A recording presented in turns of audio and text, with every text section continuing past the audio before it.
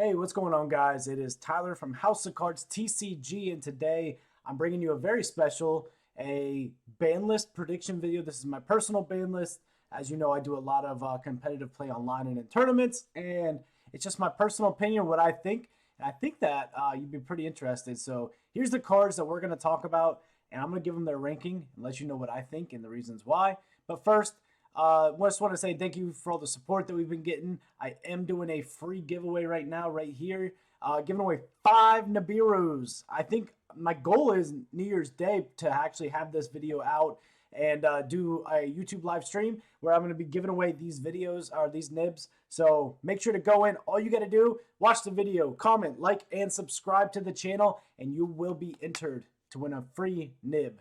As well as you can make sure to check out our different thing on our playlist here. We have dueling book duels, a no ban list tournament, deck profiles, PSA submissions, all that stuff, as well as my love for metal core. So that's there for that. All right, let's get into this. Is Tyler's, not Shane's, unbiased ban list prediction video. So to kick it off, let's just start with the very first one here, which is Verte Anaconda.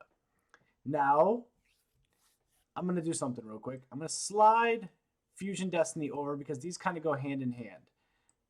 There we go. Okay. So here's my take on Verte Anaconda. Verte Anaconda, people have been begging for this card to get banned for so long. But Konami just released Starlight Dragoons. So the chances of Red Eyes Fusion or Dragoon getting hit are very slim to none. And honestly, nobody's playing that card anymore unless you're playing a Red Eyes Turbo type deck. So we've all pretty much pushed away from the potential of Red Eyes Dragoon and the Red Eyes Fusion getting banned. We know it's not. But now everybody's saying that Verte is the problem. I have two sides to this story. One is that I don't see Verte as a problem because you got to run cards in your deck. And I do understand that Fusion Destiny is a problem because then you open it. And then I have a locals yesterday and I go in duel and my opponent playing PK, I have Nib and Imperm in my hand, and he sets up his full board, and he has Appaloosa with Dagda, with Rusty, with some back row, and then he goes Anaconda. I go Nib, chain Imperm, chain Appaloosa, negate, chain Imperm. I wipe his whole board, and then he proceeds to drop Fusion Destiny and still get his Enforcer out and win that game. So, with that being said, with everything else, I don't think it gets touched. Like, I'm going to be the one guy that says that Anaconda does not get touched. And the reason being is because Imperm and Valor, you can stop it. And I don't see that Verte is a problem because you have to put those cards in your deck and your extra deck. As well as, I know DP is a lot different, right? DP is definitely a lot different. But here's the other thing, too. In all the high-level competitions, the people that ran Dragoon never topped many events. Unless I'm wrong and you could prove me, and let me know if you know an event where somebody topped and they were running the Dragoon package back then. Again, DP is completely different. And for that, DP Fusion Destinies get limited. Now, I understand the ultimate rare version of this is coming out and it's going to be available, but I think that the Fusion Destiny does have to get limited in the TCG. I know it got limited in the OCG, and I think that the TCG follows suit, but they don't ban Anaconda. They're going to limit the Fusion Destiny because of situations like that. Like, here's the thing. Okay, if you limit Fusion Destiny, they go Anaconda, pay cost. The cost is 2,000 life points and the Fusion spell. So they dump the Fusion spell, and now you Imperm or Valor that. They are good, right? Like that is their Fusion Destiny. Now they have 2 bricks in their deck and they're going to get punished because they've already dumped that. So with that being said, I think it makes complete sense to limit Fusion Destiny to 1, but don't touch Anaconda because there's other decks that rely on Anaconda to actually be relevant. One of them being the Chaos Dragons, another one being like a Buster Blader, Cyber Dragons, right? All of these decks rely on Anaconda to actually be relevant in the meta. And if you take away Anaconda, you take away those decks, which is never going to be good for the game. So I think what you do is you got to limit Fusion Destiny, and it goes to 1. While we're on the subject of Fusion monsters, let's go into Colossus. This has been a hot take for a very long time. And a lot of people want to know what's up with Colossus. And I think that Konami's really pushing Fusion-style decks. You got Despia coming out. You have the branded, I mean, not Despia, you have branded stuff coming out. You have Anaconda that's going to be unlimited, but Fusion Destiny limited.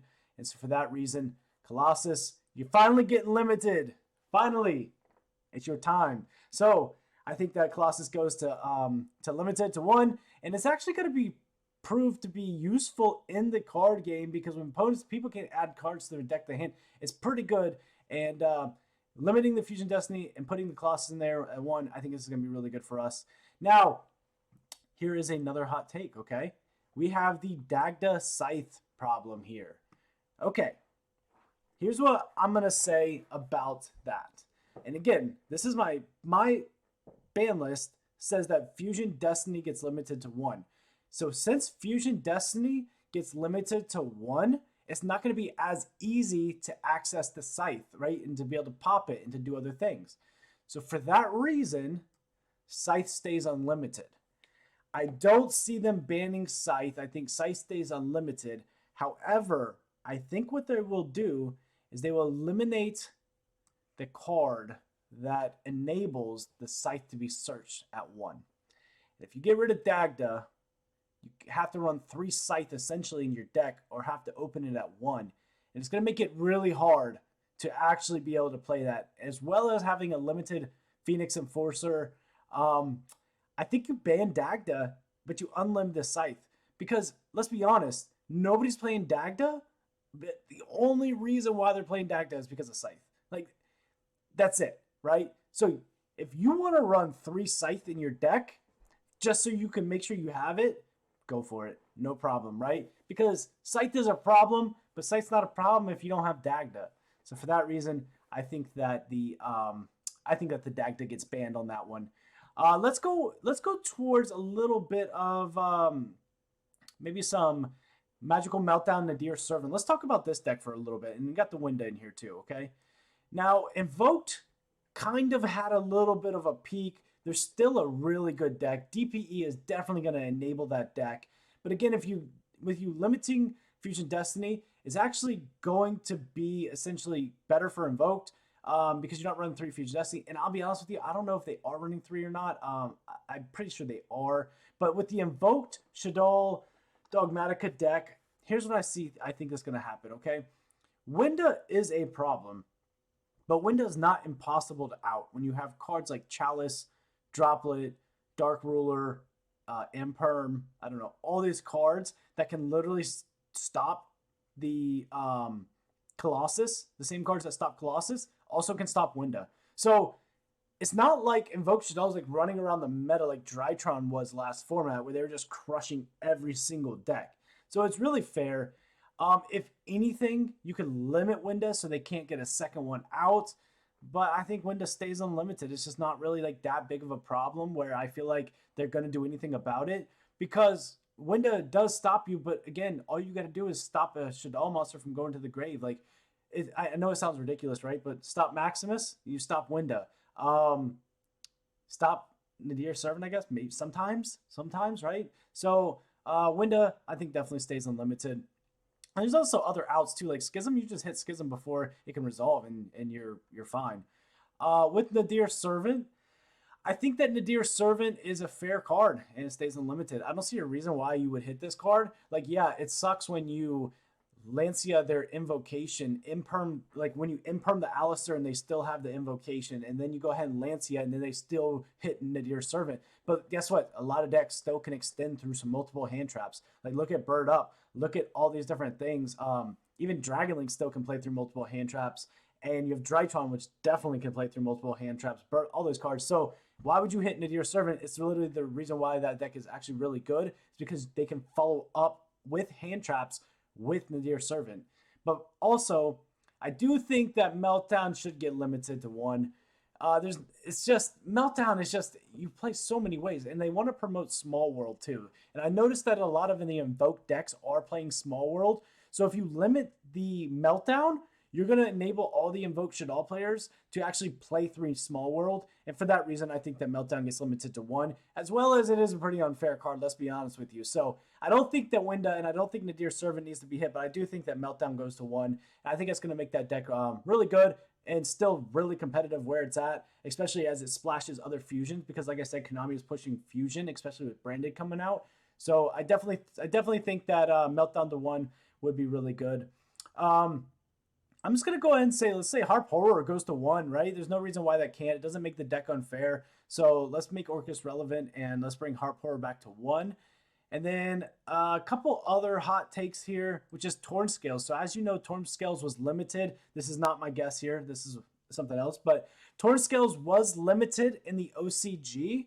And then I'll be honest with you, I don't think that Phantom Knights is that great here. Yeah, it's decent, but it also does lose pretty good to hand traps and some different stuff like that. And I think that if you can enable the Scythe lock out of the Phantom Knights, right, by eliminating Dagda, it makes Phantom Knights basically really easy to play against. So for that reason, I don't think Torn Scales gets limited. Maybe semi-limited, but I think it stays unlimited. There's nothing wrong with the deck. It's still really good.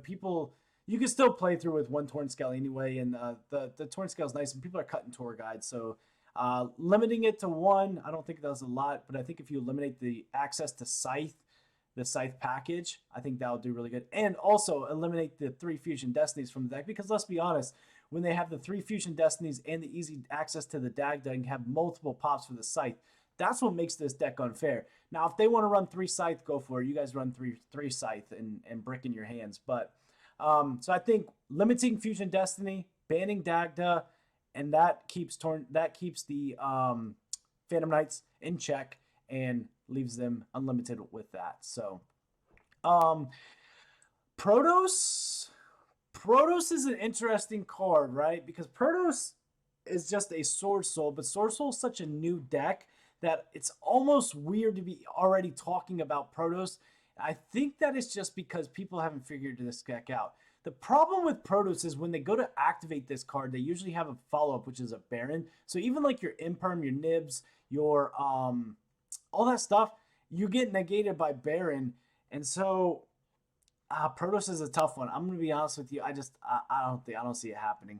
I would want it to happen. I think Protos is a dumb card to be playing.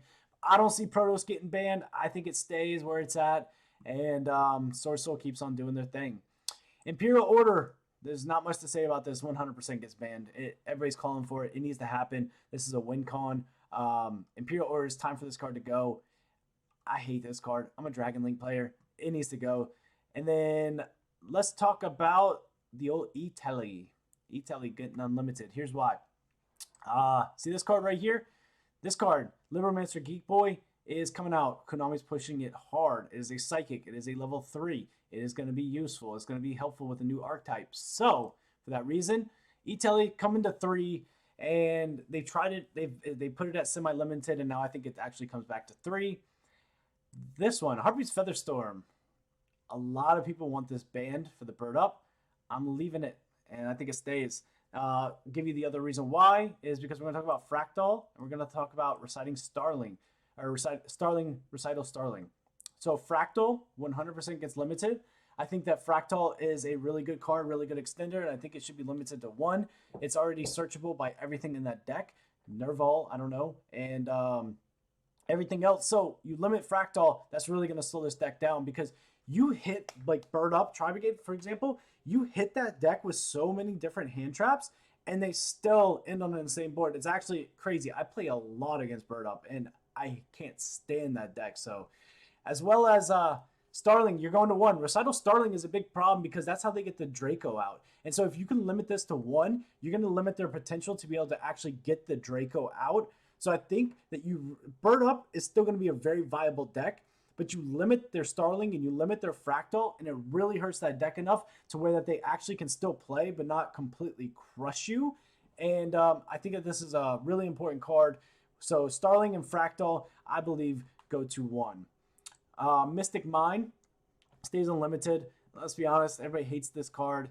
It is actually kind of unfair when you're playing against a Mystic Mine, but people play outs to it, and yeah, Mystic Mine, I think it stays unlimited. You just don't hear enough about it. Like, nobody tops events with Mystic Mine. Maybe some occasionally they do, but Mystic Mine isn't really that big of a problem. It's annoying. I get it. I understand. It sucks. But I think that Mystic Mine stays unlimited. Let's go with Maxx. A lot of people think that Maxx is coming to the TCG. And I do too. And here's what I'm going to say about Maxx. Maxx, I'm a combo player. I love combo. Is going to check the meta. It's going to help everybody out. And here's all I want to say about Maxx. Go get your copies while you can, because this card, if it gets unbanned in the TCG, expect the prices to double and even triple, because you don't have that many copies available. 29, 42, 18, 72, 34, 28. That's not a lot of copies. And if this card gets unbanned, you're going to see people buying out of this card. So my hot take for you right now is, if you believe that Maxx is going to be unbanned, go get your copies now, because you're going to see these cards just go absolutely insane in price. We're going to go with some Pendulums. Skull Crobat Joker. You're going to 3. If Double Iris can come to 3, so can the Joker. Let's be honest. And also, there is a new Link 2 Pendulum card coming out called Beyond the Pendulum. And that card is going to be insane. So obviously, Konami has given support to Pendulum. They want to see Pendulum be relevant. That Link 2 is kind of broken, not going to lie. So for that reason, Skull Crobat Joker comes back to 3. And then Electromite comes back to 1. They want Pendulums, Pendulums. They want Pendulum support coming in May. I think you let Electromite go for a format. So then when Dimension of Chaos comes out, which is going to be in May, you will have everything queued up for another ban list. So if you let Electromite go for one format, you can see what Pendulum does with the new cards that are available since this card's been banned. So now you can test and see what Pendulum players are going to do with Electromite at 1. And then you can gauge that for the next ban list and say, okay, our new support is going to make this absolutely broken, so we need to put this ban before Dimension of Chaos comes out. Or you could say that Electromite is fair and it looks good, and then see what it does for the new support. So you can test Electromite out now prior to Dimension of Chaos coming out and see what new Pendulum players do with Electromite at 1, Skull Crobat at 3, Double Iris at 3. Check this out before the new support comes, so then you can check Electromite rather than have Electromite come back after the new support to then have everything run wild. Check it now, so then you could check it before Dimension of Chaos comes back, if that makes sense. Hope you understand. And then last but not least, my boy, can you come back to 2? Us Dragon Link players, we need you. We need you at 2, all right? Armageddon Dragon just isn't doing it, all right? He shuffles you back in, but it just doesn't do it, okay? So can we get you back at 2, please? Strike your Dragon at 2. Hope you enjoyed this banlist video. It's been fun. This is Tyler, House of Cards TCG. Make sure to like and subscribe, and I'll catch you on the next video.